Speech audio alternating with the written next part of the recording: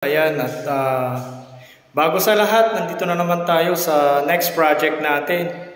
Ayan, dito sa Baltasar. So, mayroon tayong kinabit dito guys na pocket door. So, papakita ko po sa inyo mga idol. And una sa lahat, comment tayo dyan. And ayan, yakapin nyo po kami. And yun lamang po. So, papakita ko sa inyo mga idol yung ating mga ginagawa sa araw-araw. Ayan. At saka yung trabaho natin, kung gaano yung quality ng ating product. So, ayan. Sa mga gusto pong magpagawa ng mga aluminum door o pocket door o sliding door, ayan. Punta lang po kayo sa Felix Glass Installer. Ayan. Dito lang po yan guys sa Lumagi, Panikitarlac.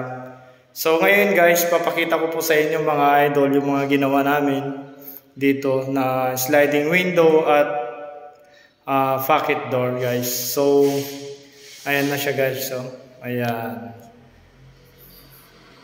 siya guys. So dito sa may CR guys, ayan, papakita ko po dito.